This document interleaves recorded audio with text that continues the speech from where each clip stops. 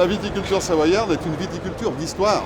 On s'aperçoit quand on étudie l'histoire de la Savoie viticole qu'il y avait 10 fois plus de vignes en Savoie il y a 2 siècles. Et puis cette vigne, au fil du temps, a diminué.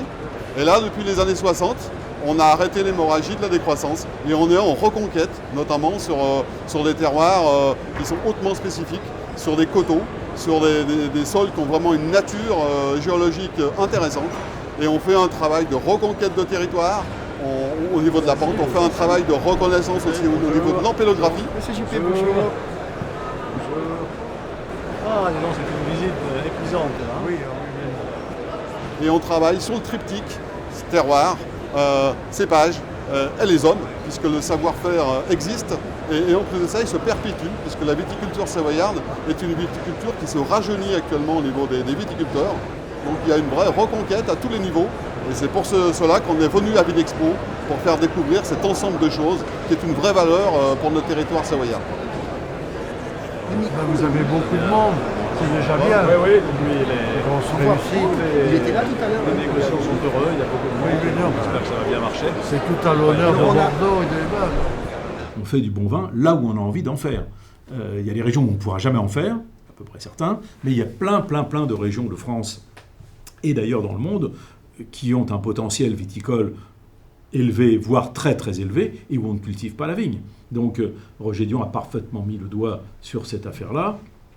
Je dirais que c'est comme une interprétation d'un concerto pour violon. Il vous faut une bonne partition, il vous faut un bon violon, si vous avez un Stradivarius tant mieux, il vous faut aussi un bon violoniste. Et accessoirement, il vous faut une bonne assistance qui va pousser le violoniste, l'artiste, à donner le meilleur de lui-même. Si vous n'avez pas l'ensemble, vous n'avez pas une bonne interprétation. Et ben le vin, c'est pareil. Il vous faut l'ensemble. Ça ne sert à rien d'avoir un Stradivarius si vous ne savez pas faire le vin et si vous n'avez personne pour vous l'acheter.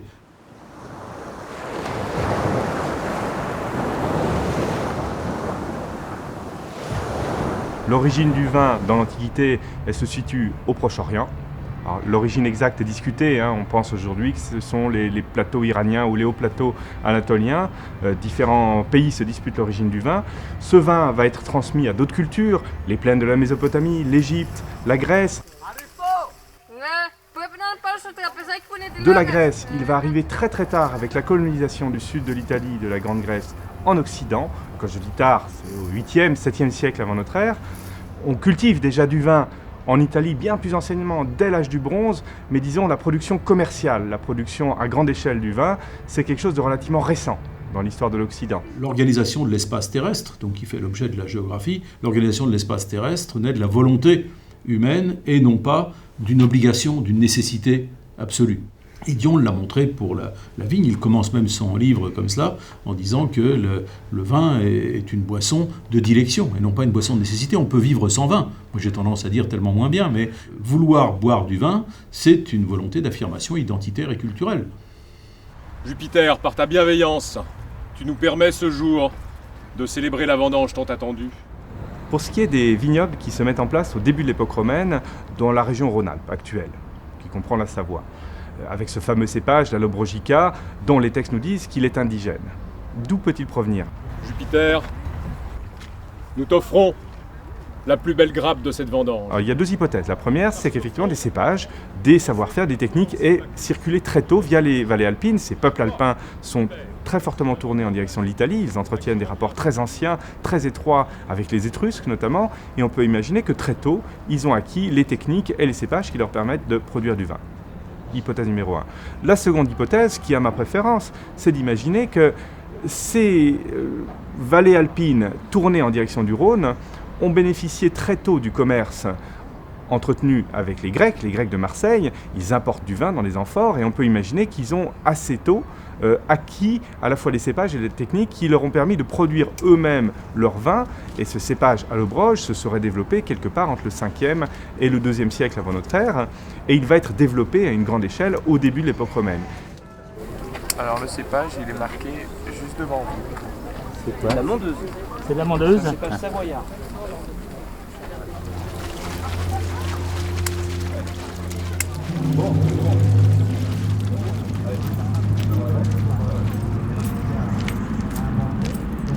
Toute la cité de Vienna était équipée entre guillemets par tout un réseau viaire, donc ce qui fait qu'il y avait très peu de zones enclavées. Donc on pouvait imaginer tout à fait que des cépages qui auraient été découverts dans la vallée du Rhône, ici près de Vienne, auraient pu ensuite circuler vers la Savoie et vice-versa. Donc là, on sait qu'il y a des échanges qui se font au niveau des cépages. Les textes anciens nous le disent pour d'autres régions de la Méditerranée, comme l'Italie notamment, ou l'Espagne.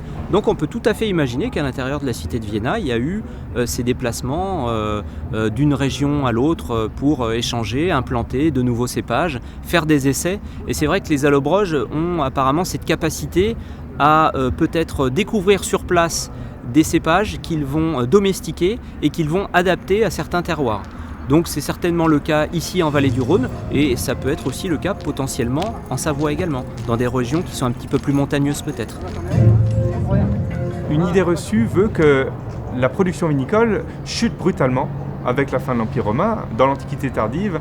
Et en fait, les données historiques et archéologiques démontrent que ça ne correspond absolument pas à la réalité. Quand on relit bien les textes, par exemple les tout premiers cartulaires du 9e, 10e siècle, on se rend compte, en région lyonnaise, qu'il n'existe pratiquement pas une villa, pas un domaine qui ne possède son vignoble et qui l'exploite au moins à des fins de consommation familiale ou locale. Voilà, super. Patrice Abon, en 739, fait un testament pour léguer des biens à sa chère abbaye de la Novalaise. Et entre autres, il lègue à Saint-Jean une maison, enfin à Maurienne, c'est une Maurienne, parce qu'à l'époque on ne dit pas encore Saint-Jean de Maurienne. Et il lègue une maison avec ses jardins et ses vignes. Voilà, on a une preuve écrite de vigne ici. Mais cette vigne est certainement bien antérieure. De toute façon, à partir du moment où le christianisme est implanté en Maurienne, on va cultiver la vigne, il faut du vin de messe. Incontestablement, les abbayes ont joué un grand rôle parmi d'autres propriétaires attachés à la production de bons vins, qui sont donc les évêques, qui sont les chapitres des évêchés, qui sont tous les seigneurs aristocratiques du plus petit au plus grand.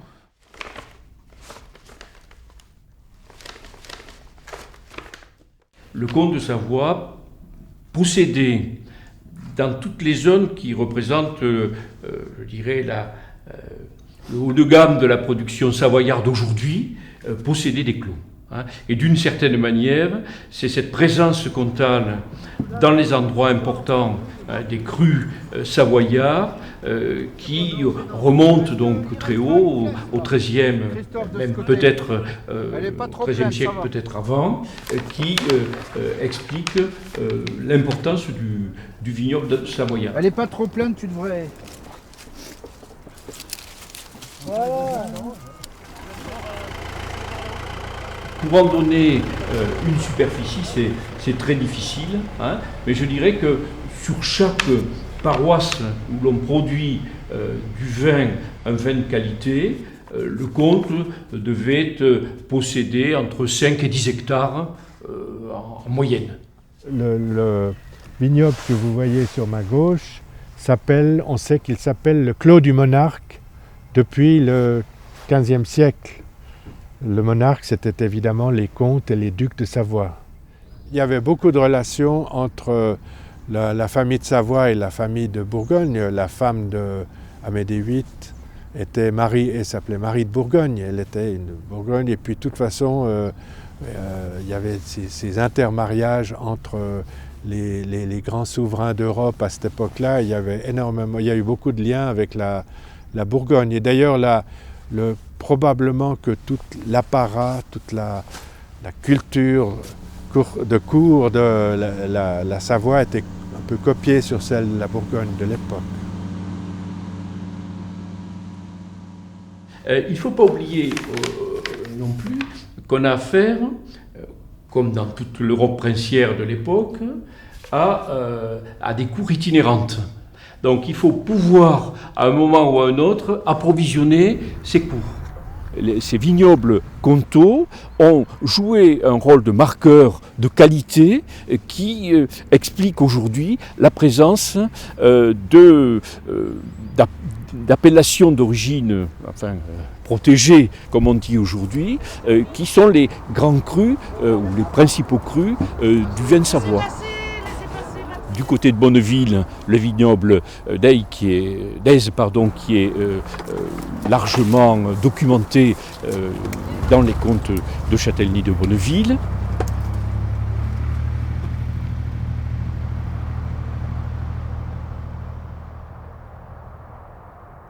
Et puis, plus au sud, c'est Selles, où là, la vigne s'est largement développée. Jongieux, bien entendu, qui est une autre appellation.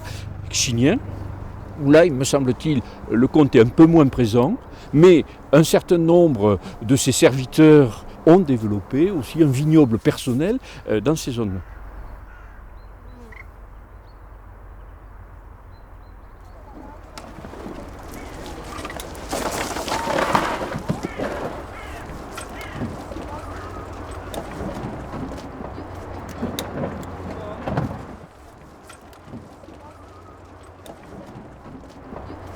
Si l'on prend la Combe de Savoie, le vignoble d'Arbin, Montmélian, sont aussi des endroits réputés où le comte de Savoie possédait ses propres clos et cela a permis, je dirais, par la tradition, un petit peu comme les moines en Bourgogne, dans le temps, de faire reconnaître la qualité des raisins et des vins de cette zone-là.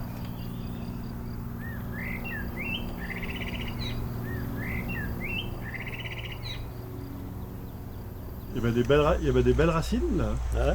Et encore, il n'est pas très enraciné celui-là. Il y a bien mieux. Ouais. Mais ça va bien, ça va bien. Alors, ouais, alors, faut faire gaffe parce que en général, c'est un petit peu l'eau, mais tu vois, c'est un peu la même bruit qu'ici, mais un petit peu plus diffus. C'est l'ensemble qui est la couche de 1248, puisque tout le volume des sols viticoles, ils sont tous descendus en même temps. Donc là, on n'a pas de problème de datation. Tous ces cailloux sont descendus en même temps. C'est pas la couche de 1248. Tout est descendu en même temps. Donc tout ça, ça provient de là-haut et c'est descendu en 1248. Imaginez toutes ces surfaces complètement chaotiques, parsemées de blocs énormes. Qu'est-ce que vous voulez faire avec un cheval? Vous ne pouvez pas labourer, donc vous ne pouvez plus avoir de champ.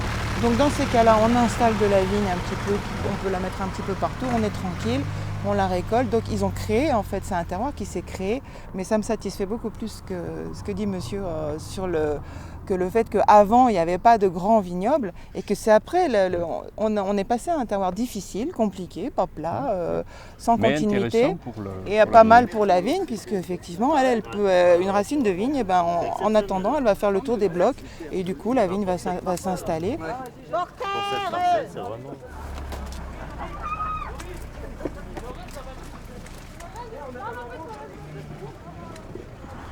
La difficulté, c'est qu'on a beaucoup de petits trous, quoi. Donc il y avait des petits lacs certainement au fond de chaque petite cellule.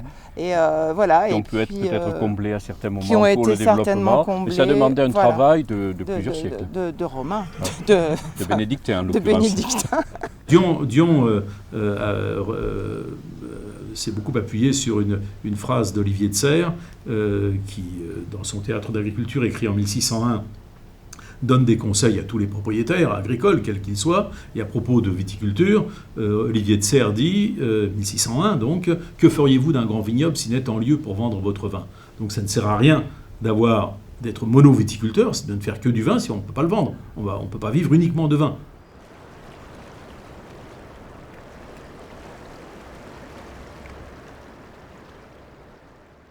Lorsqu'on est sur les bords du lac du Bourget ou lorsqu'on se trouve ici, on est à 2 pas de rivière, donc une navigation, d'un commerce fluvial relativement important.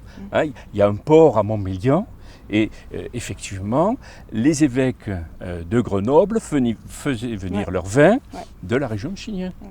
Ou des abîmes, ça je n'en sais rien. Donc partout, ça c'est un élément important. Fleuve, mais ce qu'on connaît moins, vignobles, c'est l'importance aussi du trafic entre Chambéry, donc le lac du Bourget, et Lyon, via le canal de Savière et le Rhône.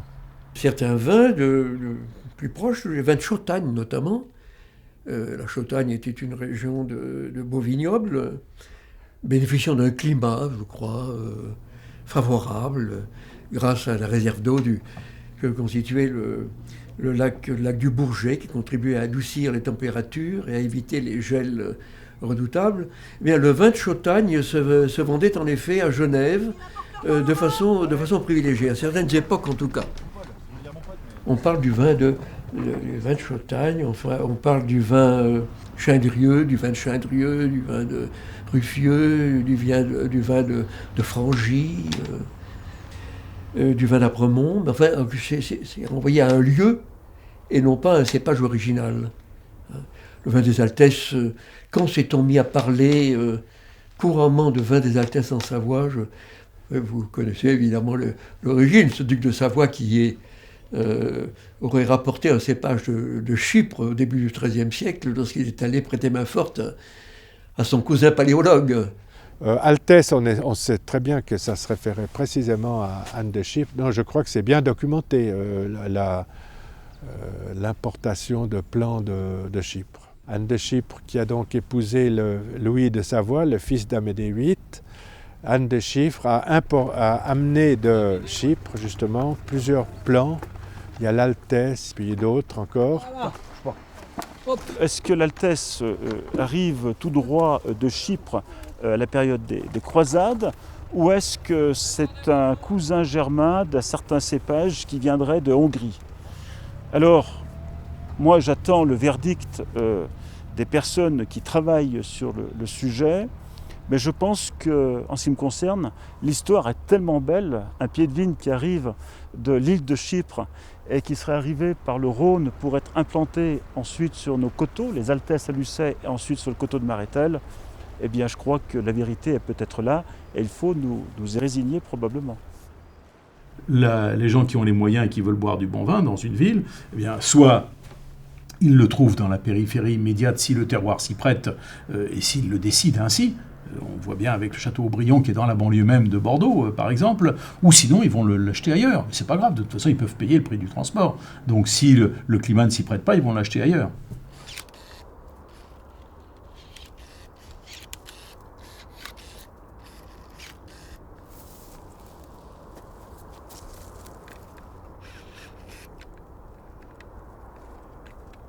Toutes les villes veillaient à sauvegarder leur vignoble immédiat.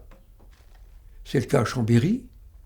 Pourquoi? Parce que les Chambériens avaient eux-mêmes leurs vignes et ne tenaient pas à ce que des vins extérieurs viennent concurrencer les vins qu'ils pouvaient, eux, tirer de leur propriété, précisément du côté de Montmélian. Ils étaient le vignoble de Montmélian, d'Arbin, de Saint-Baldoff, etc., dans tous ces coins-là, jusqu'à Saint-Jean-de-la-Porte, étaient en grande partie aux mains de nobles et de bourgeois de Chambéry.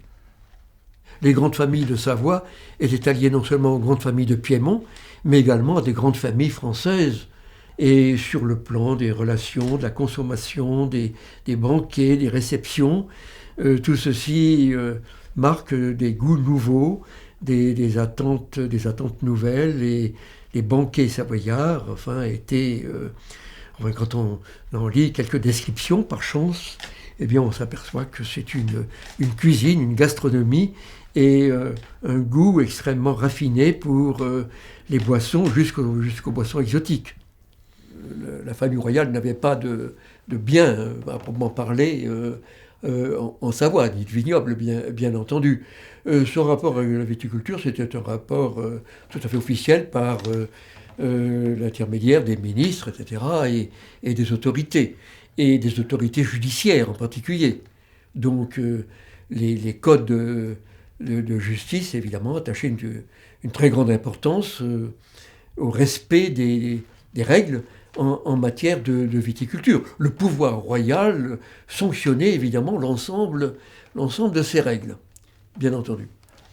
Et on ne peut pas dire que Turin ait quand même déployé un zèle particulier pour favoriser la viticulture en Savoie au XVIIIe siècle.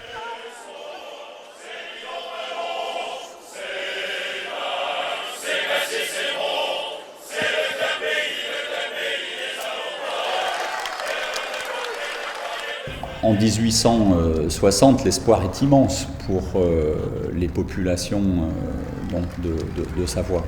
Le gouvernement français va mettre l'accent notamment, en utilisant des personnalités locales comme Pierre Tochon, va mettre l'accent sur la formation. Pierre Tochon qui sera, alors dès avant l'annexion, mais a fortiori après 1860, eh bien, l'animateur en quelque sorte de ce mouvement qui va donc agiter tous les notables et qui va permettre une transformation assez rapide de l'agriculture savoyarde et de sa viticulture en particulier. Il est un des militants pour la conduite sur pieux, en vigne basse, avec donc également tout un effort qu'il porte lui-même en tant que professeur d'agriculture sur la formation de ceux qui doivent à terme pouvoir tailler eux-mêmes leurs vignes. On a peine à l'imaginer aujourd'hui, mais 18 000 hectares de vignes pour les 2 départements savoyards, avec plus de 11 000 hectares pour le seul département de la Savoie dans les années 1870, donc juste avant les premières attaques du phylloxéra.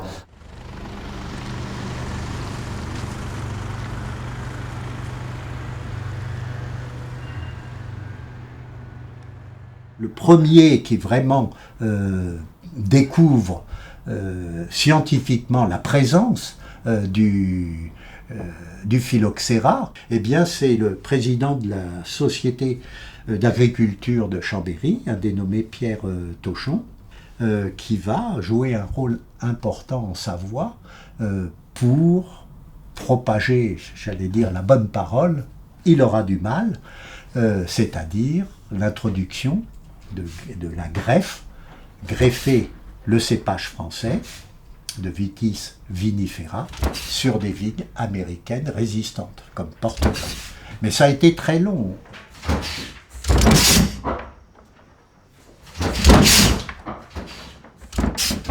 Le greffon, là on a le signe de la greffe, le signe oméga et le porte-greffe. Bon, les gens pouvaient apprendre à greffer, mais c'était quand même plus facile d'acheter des plants tout préparés avec porte-greffe et greffon. Donc, des horticulteurs se sont lancés là-dedans. Et là, je crois que la Savoie a représenté, et encore maintenant, un terrain de prédilection pour la production de vignes greffées. Il y a un côté historique, le terrain s'y prêtait. Il y avait sûrement une tradition aussi de gens qui avaient compris comment, parce que là il fallait un savoir-faire, comment développer des vignes américaines, comment développer des cèpes, comment développer de la greffe, et c'est resté. Vous voyez, ce vignoble qui est en face, là, il appartenait pratiquement tout au même, au comte de Butet. Et à Chignin, il y avait énormément de domaines qui étaient extrêmement importants. Il y a eu, après la guerre 14, un changement brutal des choses. Donc ces gens-là ont été obligés de tout se séparer de tout. Et ils ont vendu à des petits agriculteurs, mais qui étaient vraiment des miséreux pour la plupart. Je ne me suis pas rendu compte tout de suite, sauf que j'entendais parler de cette guerre de 14, mais on ne parlait que de ça. Que de ça, ça a été des drames familiaux où des familles, ma foi, n'ont pas pu suivre. C'est impossible. Et c'est noble. Ils ont été obligés de tout vendre. Même, il y en a un ou deux qui ont pu garder des maisons fortes. Et puis ça s'arrête là. Et puis il y avait tellement de difficultés pour travailler les côtes que personne ne voulait les travailler. Plus personne ne voulait les travailler.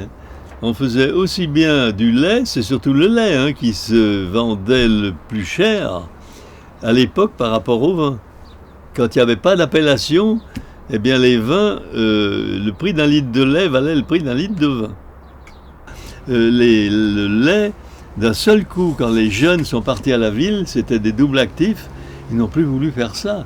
Il y a eu une génération, celle qui m'a précédé, qui ont voulu les vaches. Et moi, j'ai compris tout de suite ça. On se donnait une peine immense. Au moment où il y avait le travaux dans les vignes, il fallait qu'on rentre les foins si on voulait qu'ils soient bons.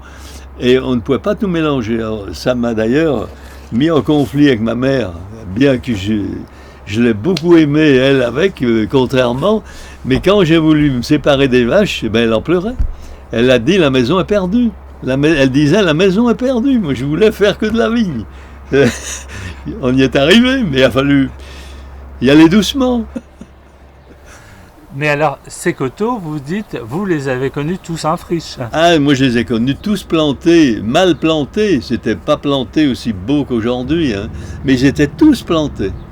Et puis je les ai connus petit à petit tomber en friche, les uns après les autres. On est arrivé là? On est arrivé, ouais. Très bien. On est au pied de la plantation. Et où ça alors? C'est quel lieu-dit ça ici? Alors ici on est à Torméry, le lieu-dit Grand Robossan. Alors là c'était un peu tout en friche comme ce qui est aux alentours. Hein. En fait mon père et mon oncle ont acheté cette propriété qui appartenait à un gars qui s'appelait Ménien. Alors est-ce que c'est un surnom, est-ce que c'est son véritable nom, on ne sait pas. Mais c'était anciennement les Monchus de Chambéry qui avaient des propriétés viticoles à Chignin.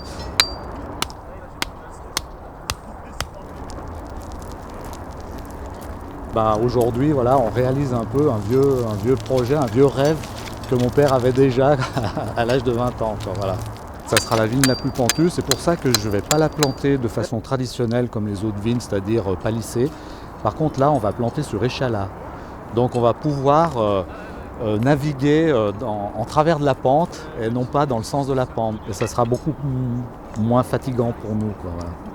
Même si on met toujours en valeur la circulation dans les vallées alpines, tout ça est très vrai, dans l'ensemble, c'est quand même un pays de montagne, par conséquent, relativement enclavé, si on le compare, bien sûr, c'est pas l'Himalaya, mais si on le compare à la Bourgogne, au Bordelais ou à la Champagne, c'est infiniment moins ouvert sur l'extérieur et sur la circulation, par conséquent, sur le commerce, pour n'importe quelle production, que tout autre vignoble. Donc c'est vraiment les sports d'hiver qui ont révélé le vignoble de Savoie comme un vignoble de grande qualité. Et comme toujours, à partir du moment où vous avez des gens qui ont envie de boire du vin, et qui sont connaisseurs, amateurs et qui acceptent de payer le prix, ça c'est un stimulant pour les vignerons qui se mettent à progresser, qui envoient leurs enfants dans les écoles de viticulture et qui se mettent à faire de la promo ou de l'abîme de grande qualité, à découvrir les vertus extraordinaires de certains cépages comme l'Altesse ou la Mondeuse, qui auparavant,